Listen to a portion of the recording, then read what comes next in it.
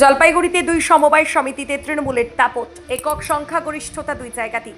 জলপাইগুড়ি জেলার ধূপগুড়ি ও ময়নাগুড়িতে দুটি গুরুত্বপূর্ণ সমবায় সমিতির নির্বাচনে বড়সড় জয় পেল তৃণমূল কংগ্রেস। গতকাল অর্থাৎ রবিবার অনুষ্ঠিত হয় ধূপগুড়ির বারোঘরিয়া সমবায় সমিতি ও ময়নাগুড়ি ব্লকের চরছুড়া ভান্ডার সমবায় সমিতির নির্বাচন। দুটি ক্ষেত্রে তৃণমূল প্রার্থীদের নিরঙ্কুশ জয় জয়কার লক্ষ্য করা যায়।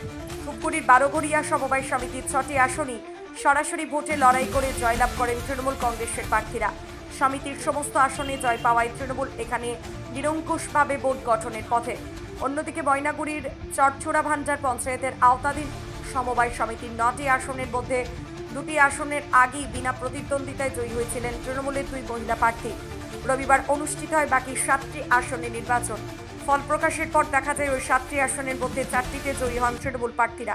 ফলে মোট 6টি আসন দখলে রেখে এখানেও একক সংখ্যাগরিষ্ঠতা অর্জন করেছে তৃণমূল কংগ্রেস। দুই সমবায় তৃণমূলের এই জয়কে ঘিরে দলের নেতাকর্মীদের মধ্যে উৎসাহ উদ্দীপনা লক্ষ্য করা যাচ্ছে। এই ফলাফল জেলার রাজনীতিতে তৃণমূলের শক্ত অবস্থানকে আবারও তুলে ধরল বলে মনে করছে রাজনৈতিক মহল। এই সমবায় সমিতি যেগুলো নির্বাচন হচ্ছে সব জায়গায় আমাদের বিপুল জয় হচ্ছে, একটা বাদ দিয়ে এলে পরে আমরা সব জায়গায় আমাদের বিপুল হয়ে জয় হচ্ছে। আজকের যেটা জয় হলো এটা তো অবর্ণনীয় জয়। আমরা এখানে 6-0-তে আমরা জিতে গেছি। বলছেন বিরোধীদের কি বার্তা দিবেন?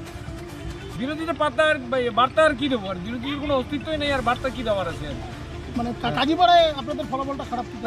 কাজীপাড়ায় আমাদের সেটা আমরা সময় পাইনি, খুব তাড়াতাড়ি একটা ভোটের প্রস্তুতি নিতে গিয়ে আমাদের একটু অসুবিধা হয়ে গেছিলো। হ্যাঁ, ঠিক আছে, তো তা না হলে পরে ওইটাই ব্যতিক্রম হয়ে গেল। সব কিছুতে তো ব্যতিক্রম আছে।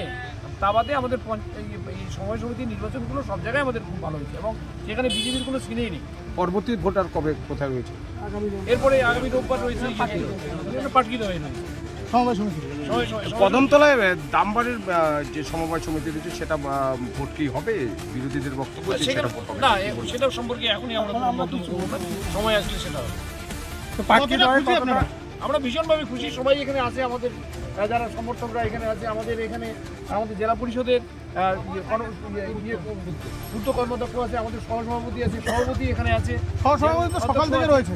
সবাই এরা সকাল থেকে আজকে কারা কারা জিতলো থেকেই আর কি এরা ছিল আর কি। আজকে আমাদের এখানে বাপি আলম জিতেছে, তারপরে বিপুল আলম আমাদের থেকে, তারপরে ফজলুল জিতেছে, মহিলা দুজন আমাদের যে বিলকিস আর রেবতী, আর এসসি থেকে আমাদের ফণির। বলছেন দাদা, আগামী রবিবার যে আপনাদের সমবায় সমিতির আবার নির্বাচন রয়েছে, সেখানে ফলাফল কেমন হবে? ভালোই হবে, সেখানেও ওই আজকের ফলাফলের মধ্যেই সেখানেও হবে আর কি। বিজেপির কোনো এখানে বিরোধী শুনলেই হবে। ধন্যবাদ।